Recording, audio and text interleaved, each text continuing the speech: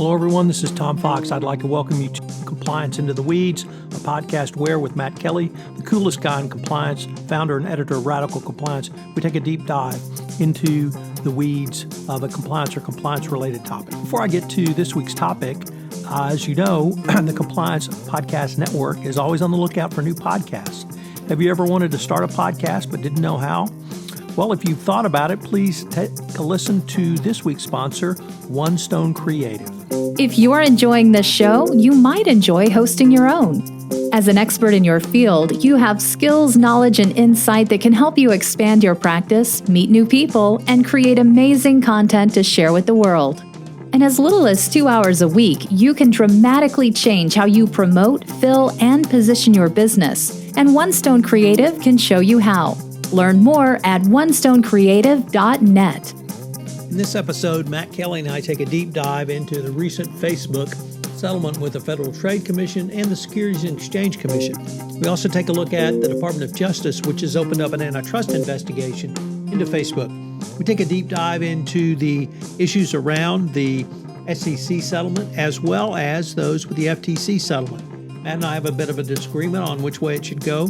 But also we take an exploration into the possible implications of a antitrust, anti-monopoly, anti-competition investigation, not only from this administration, but what it might mean for administrations going forward, particularly those that are less business-friendly than the Trump administration. It's a fascinating exploration of a case that's literally on the lips of almost every compliance practitioner around. I know you will enjoy it. We enjoyed bringing it to you. Thanks so much for listening. Compliance Into the Weeds is a production of the Compliance Podcast Network and now a proud member of C-Suite Radio. Hello, everyone. This is Tom Fox, the voice of compliance, along with Matt Kelly, the coolest guy in compliance, back yet for another episode of Compliance Into the Weeds. Today, we are going to take up the recent Facebook FTC settlement of $5 billion plus with a lovely pile-on from the Securities and Exchange Commission for a paltry $100 million. So, Matt, with that set up, what are your thoughts? Hey, Tom. Well, I have to admit, I am somewhat cynical and about the discussion of Facebook settlement so far. And I think for compliance officers, what we have already talked about with the SEC settlement and the FTC settlement are just one thin layer of the onion that is actually in front of us. And compliance officers have much bigger issues to look at as we try and figure out what does all of this mean for the corporate community as a whole. So I can start, I guess maybe my first bone of contention is this SEC settlement for $100 million, where if I've request permission to dive into that, I'm more than happy to take that to task. Let's start with the SEC settlement because in many ways I found that, if not more interesting, at least equally interesting. Kevin LaCroix and some others have written about it, and I'm eager to hear your thoughts on it. Well, so I guess my big beef is that I have heard some people say that the SEC settlement, where they dinged Facebook $100 million because Facebook said in its risk disclosures that it may face potential problem from hypothetical breaches when they already knew that they had this breach. This was not a hypothetical thing. This is a real thing. People have said that kind of set a precedent for this sort of disclosure, and that is not accurate. This is not the first time the SEC has dinged a company on this, and we should remember that in 2018, the SEC fined Yahoo, or actually the successor company that was left over after it sold most of Yahoo, called Altaba. The SEC fined Altaba $35 million for essentially the same sort of disclosure failure. Yahoo had experienced a massive breach in 2014.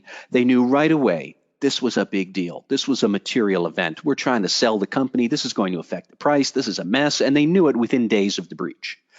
And they did not disclose anything for the next 2 years, except to say, it is a hypothetical possibility that we might have a breach that might have some sort of material effect on us. Pretty much the same sort of offense that Facebook was dinged for last week for $100 million. Now, what sticks in my mind is that the SEC had fined Yahoo $35 million when it had only roughly $5.1 billion in annual revenue. Now, Facebook is roughly 11 times larger than Yahoo was, and Facebook has only 3 times the fine. So there is a disconnect there, or at least, these fines are not in proportion to the size of the business. So if my first beef is trying to figure out, well, what does that mean, if anything? Because in my opinion, the decline in Facebook stock when that news about its Cambridge Analytica breach, like that was much bigger and more severe than anything that Yahoo had experienced, because Yahoo's already known as kind of a mess. And when Yahoo ultimately disclosed its breach and had to renegotiate its purchase price, it was like a 7% discount. Facebook suffered a much larger wipeout of its market cap. It's regained it all back, but it was a much more material effect to investors when Facebook had its news. And you could argue, substantively, what Facebook did with Cambridge Analytica was far more damaging to the world at large than Yahoo exposing a bunch of people's email passwords. So why do we have this disconnect between a $35 million fine 1 year and 12 months later, a $100 million fine for a much larger company that had much bigger misconduct with a much bigger effect? And I don't know. I'm also a little bit confused as to, if we want to hold executives personally responsible for misconduct, and we don't want to impose large fines upon a company because that only harms the shareholders, which is what Jay Clayton, the SEC chairman, he likes to say that often, then why a corporate fine against Facebook, and why not some sort of personal fine against Mark Zuckerberg? It's not like he couldn't afford $100 million. So I've got a lot of questions there about what is the logic to this enforcement action versus a very similar enforcement action we saw, like, I think about 12, 15 months ago. And they're considerably different outcomes for essentially the same sort of misconduct. So that's a big thing I have with the SEC. So I guess your lack of clarity or opaqueness into the SEC fine really is something that I see with the FTC fine. But I think you're spot on in terms of I've read Yahoo extensively. I read Facebook as well, and I really have no idea how they derived at that figure. Yes, and I'm willing to bet there are other companies out there that are in a similar predicament as Yahoo and Facebook and many others who have somehow experienced a breach and maybe haven't disclosed it yet, and you know who you are. But if we are looking for consistency and clarity, we don't have it yet from these two enforcement actions.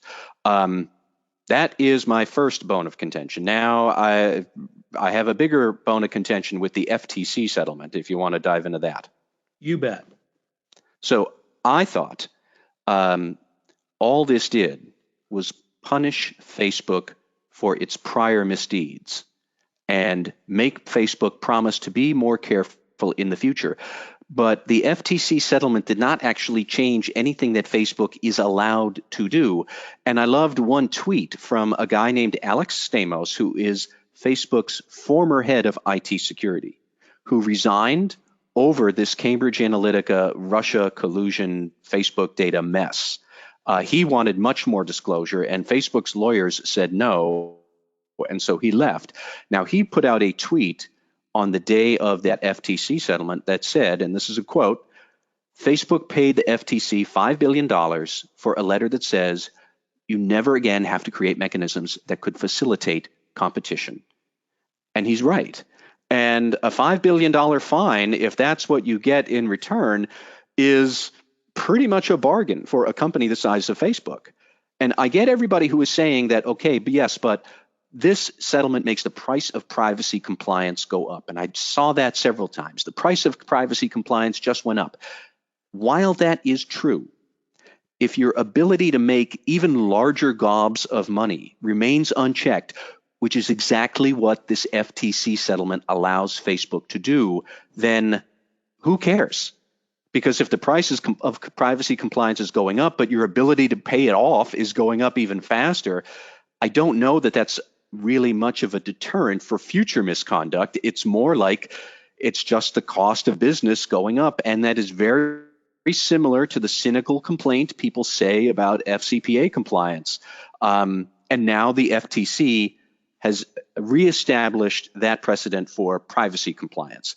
I mean, because really, what's the consequence if Facebook screws it up in 2020 or 2021? They pay another $5 billion or another $10 billion. Okay, big deal. They can afford it. And it's not like they're going to do less that would make the penalty or the sting of noncompliance a bigger threat. If you really wanted to prevent future misconduct, which I thought was what regulation is supposed to be aiming for, then you need to curb Facebook's ability to make gobs of money. And that's not what the FTC settlement has done. And that brings us to my third big thing, which is the Justice Department's antitrust probe of online platforms generally, which they announced, I think, 2 days before the FTC settlement. And Facebook right away said, oh, yeah, we're under investigation for antitrust by the Justice Department, too. Now, that's different, and that has a lot of potentially big implications. But before I get into that, like, that's my knockdown on the FTC settlement. It's a $5 billion slap on the wrist. And for Facebook, like, that slap stings, but it's not going to cut off their arm because they can afford it. So I guess what I saw from the FTC was a lot of confusion. Obviously, a 3-2 vote split on Republicans and Democrats. That I never got the sense that the FTC, and most particularly the commission itself, really had a handle on which way they wanted to go, and indeed what parameters to put on Facebook. I know there were suggestions from the staff, and certainly commentators such as yourself have pointed out different directions the FTC could have gone. But I guess I felt like the FTC was really charting new territory for itself. It seems to have lost its institutional history when it actually did regulate, and that this is going to be the first case. And Facebook did get a huge break actually from being the first case. And that as that's very possible. More of these cases come down the road, I think the FTC will refine its approach, particularly if they see some of the concerns you've raised continue to come to light. The other thing, though, you opened up with before you even went into the SEC, which was the drop in stock price, and contrasting with what we saw at date of settlement. And I have always maintained that when a settlement's announced, company stock price actually goes up because at least now there's certainty. And that phase of the enforcement action is over, although there may be post-settlement requirements and some cost. It's certainly a much more known amount. So I guess I just felt like the FTC is really trying to find its way here. And not only did it not know how to regulate Facebook, it really had no idea on the amount of the fine or the strictures to put in place going forward.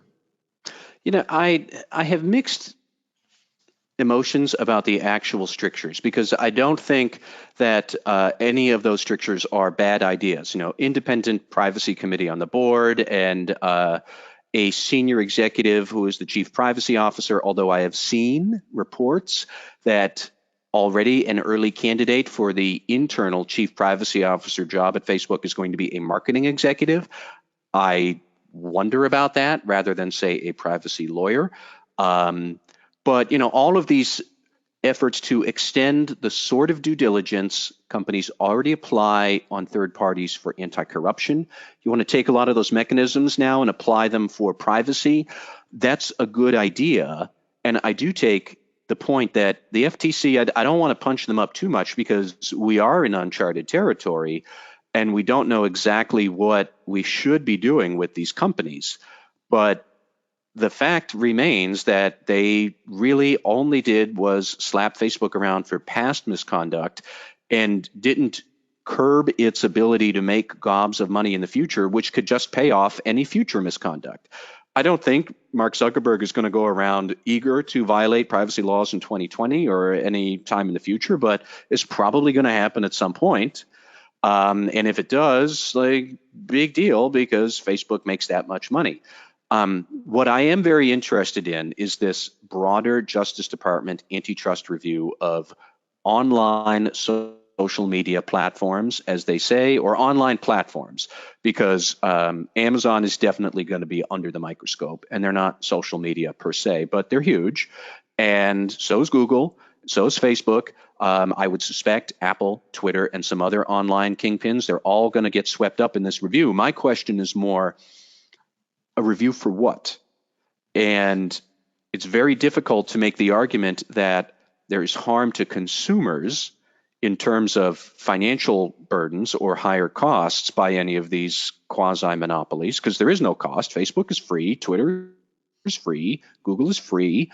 Amazon gives me great deals. They're generally cheaper than stuff I can get at the retail place down the street. So if there's no consumer harm, okay, I get it, that we could also then try to enforce antitrust along anti-competition, anti-monopoly laws or principles. But that's much closer to what we do in Europe with antitrust enforcement. They don't even call it antitrust. They call it anti-monopoly. How would we apply an anti-monopoly doctrine here? I don't know the answer to it, but if it really is sort of an unprecedented field, that means we are going to set precedents. And right away, my first thought is whatever precedents the Trump administration does here, imagine, listeners, what would a Democratic administration someday in the future do with those precedents, especially to other industries? Because if you start busting up online social media because it goes against anti-competition and you just don't like that much monopoly power, fine. I could see the Trump administration loving to do that to Facebook and Twitter, but imagine a President Warren or a President Sanders picking up that club and whacking big pharma or health insurance giants, because Elizabeth Warren would probably love to do it.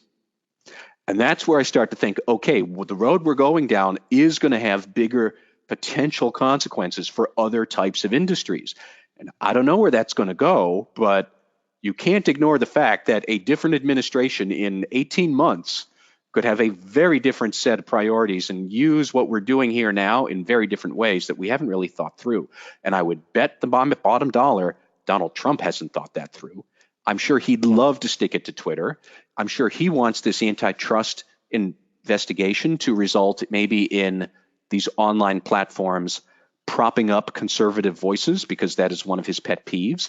I think that's ridiculous, and I think it's unconstitutional. A private industry, a private business gets to say what it wants. But we're playing with a Pandora's box here, and I don't trust that the Trump administration has really thought through what are we going to do once we open it. But Tom, I'd love to hear what you think of all that. So I guess one on the anti-competition, anti-monopoly front, I am not as concerned, perhaps as you are, because certainly we can go back to an example before both of us, Standard Oil, but even in our lifetimes, we had the breakup of AT&T and we had Microsoft. So I'm sympathetic to an argument that incorporates some of the concepts that perhaps are a little more prevalent in Europe around dominant players, showing some nuance to protect smaller companies. And I'm certainly, having studied the breakup of Standard Oil, the breakup of AT&T, and even the settlement with Microsoft, I think in each time we unleashed a set of broken up companies that then actually exceeded the total value of the company that they broke away from or were broken up from, so that I can see additional competition. I really hadn't thought through your last point, though, which is, has this administration thought through the implications of what they're doing? Certainly the head of the administration has not. But that really brings up the Department of Justice, and have they thought through that? And that is a very interesting question, because the very people who are at least now opening these investigations would probably be the most vociferous against these under a Democratic administration. And you have what I thought was incredible irony of Stephen Mnuchin saying that Amazon had destroyed retail business in the United States. I just thought, wow, Republicans are now against business, at least this administration, exactly. When they happen to own the Washington Post. So that having that precedent within the Justice Department, though, is certainly an interesting point. I would say that the head of antitrust at the Justice Department right now, Mahan Delrahim, I think he is good and thoughtful, and he has put out policy statements in the recent past where he laid out all three cases that you mentioned, Tom, with Standard Oil, AT&T, and Microsoft, where he said, we have precedent to bust up a monopoly just because it's too big. I would point out that Standard Oil and AT&T are, I would say, substantially different, that they were jacking up prices, whereas Facebook is giving its product away. Microsoft, I think, is the fact patterns there, or the concepts in play are similar, much more similar to what we're talking about now than Standard Oil or AT&T. But I mean, still, this is tricky, and I don't know what the right answer is. I suspect Delrahim doesn't. I suspect antitrust law professors could have a field day over what are the monopoly practices you want to bust up when there isn't really evident financial harm to a consumer because there's no price for the product. But I do think that, would Donald Trump use an investigation like this to get political favoritism for his key constituencies? Absolutely, he would do that. He would hold this over Facebook and Twitter until they agree to prop up conservative voices in the blogosphere. Yeah, he would want that. Would Attorney General Bill Barr go along with it because he is a sycophant who sucks up to everything Donald Trump wants? Yes, I think that's true. I think that we have seen that in other investigations the Justice Department is doing, that Bill Barr is basically just a defense lawyer for President Trump. Would he then also try and do it with this antitrust investigation? I wouldn't put it past either of those two. I don't know what Delrahim would do. I'm also open to the idea that this is a legitimate issue, and we don't know what the answers are. But like you said, the higher up we go in the administration, the less confident I am in the intellectual firepower to handle this well. And could we do something now that might have unintended consequences with a different administration after 2020 or 2024? Oh, yeah, we absolutely could, because I think Elizabeth Warren would love that precedent, and she would go after big industries with a hatchet. I don't know if that would be good or bad, but certainly if you're in compliance in big pharma or telecom or banking or health insurance, you would not want her running around with that hatchet. And this is what we're doing right now, is we're carving that hatchet out so we can pick it up as a tool and use it. Have we really understood what we're going to do with that tool? And I don't know that we have. All very interesting.